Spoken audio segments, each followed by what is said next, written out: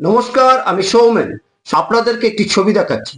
এই ছবিটি লন্ডনের সেমিনার হলে রাজ্যের মুখ্যমন্ত্রী সকলের সামনে তুলে ধরে বোঝানোর চেষ্টা করেছেন সিপিআইএম কিভাবে মমতা ব্যানার্জিকে খুন করার চেষ্টা করেছিলেন। অনেকে প্রশ্ন তুলেছেন, মুখ্যমন্ত্রী কি সবসময় এই ছবিটি সঙ্গে নিয়ে ঘোরেন, আর সেটা কি সিম্প্যাথি আদায় করার জন্যই? এই প্রশ্নটি নিয়ে আজকে আমাদের আলোচনার বিষয় নয়। আজ আমরা আলোচনা করব মমতা ব্যানার্জি যে ছবিটি দেখিয়েছেন সেই ছবিটি নিয়ে। এখন সেই দিনের ঘটনায় ফিরে আসি। 1990 সাল লালু আলম মমতা ব্যানার্জিকে আক্রমণ করেছিলেন বলে অভিযোগ। কিন্তু আশ্চর্যের বিষয়, সেই দিন মমতা যে দলে ছিলেন সেই কংগ্রেস বা মমতা ব্যানার্জি কেউ লালু আলমের বিরুদ্ধে কোনো এফআইআর করেননি। কিন্তু লালু আলম গ্রেপ্তার হলেন, প্রায় 2.5 মাস জেল খেটেছিলেন। তাহলে মমতা ব্যানার্জি এবং কংগ্রেস দল লালু আলমের বিরুদ্ধে এফআইআর করলেন না, তাও কি করে লালু আলমের জেল হলো বা তিনি গ্রেপ্তার হলেন? প্রশ্নের সহজ উত্তর, সেদিন বামফ্রন্ট সরকার এবং তার পুলিশ লালু আলমের বিরুদ্ধে এফআইআর করেছিলেন, তার ভিত্তিতেই লালু আলম গ্রেপ্তার হন। ব্যাপারটা খুব মজার না? তাকে যিনি আক্রমণ করেছিলেন তার বিরুদ্ধে কোনো এফআইআর তিনি বা তার তৎকালীন দল করেনি। তিনি যে দলের বিরুদ্ধে অভিযোগ করছেন সেই দলের সরকার বা পুলিশ লালু আলমের বিরুদ্ধে এফআইআর করেন এবং গ্রেপ্তার করেন।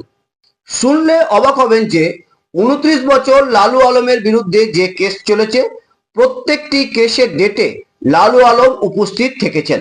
তিনি প্রথম দিন থেকেই বলে এসেছেন যে ঘটনার সময় তিনি হাজরা মোড়ে উপস্থিত ছিলেন না। এই 29 বছরে মমতা ব্যানার্জি বা কংগ্রেস দল বা অধুনা তার নতুন দল তৃণমূল কংগ্রেস লালু আলমের বিরুদ্ধে কোনো উকিল দাঁড় করাননি।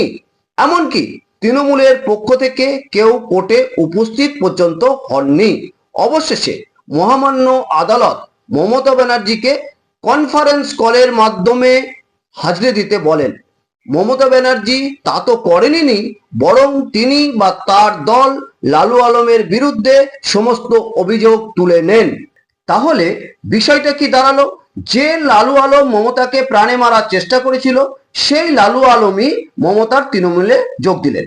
ঠিক যেমন কুণাল মমতাকে সারদার সব থেকে বড় বেনিফিশিয়ারি বলেছিলেন। কুণাল ঘোষ বলেছিলেন সুদীপ, মমতা এবং তাকে পুলিশ একসাথে মুখোমুখি বসালেই সমস্ত বিষয়টা পরিষ্কার হয়ে যাবে। এবং তিনি আরো দাবি করেন মমতা ব্যানার্জিকে অবিলম্বে গ্রেপ্তার করতে হবে। সেই মমতা ব্যানার্জি কুণাল ঘোষকে তার দলের সাধারণ সম্পাদক করলেন। এক সময়ে তিনি দলের মুখপাত্র ছিলেন। এবারের লন্ডন সফরে তাকে সঙ্গে করেই মমতা ব্যানার্জি নিয়ে গিয়েছিলেন। এর থেকে মানুষের মনে একটা ধারণার সৃষ্টি হয়েছে যে কুণাল ঘোষের হাতে নিশ্চয়ই কোনো মরণ কাঠি, জীবন কাঠি আছে, যার ফলে কুণাল ঘোষের কাছে মমতা ব্যানার্জি নথি স্বীকার করতে বাধ্য হয়েছে। ব্যাপারটা যাই হোক, এর জবাব সময় দেবে। এখন পশ্চিমবঙ্গের সাধারণ মানুষ এবং যারা তৃণমূলের অন্ধ ভক্ত নন অথচ তৃণমূলকে ভোট দেন, তাদের কাছে অনুরোধ, আপনারা একবার ভেবে দেখুন কি দ্বিচারিতা এই রাজ্যের মুখ্যমন্ত্রীর মধ্যে। লালু আলমকে কোলে বসিয়ে কি সিপিএম এর বিরুদ্ধে অভিযোগ করা যায়? আপনারা কি মনে করেন? আপনারা আপনাদের মতামত জানান, সেই অপেক্ষায় রইলাম। নমস্কার।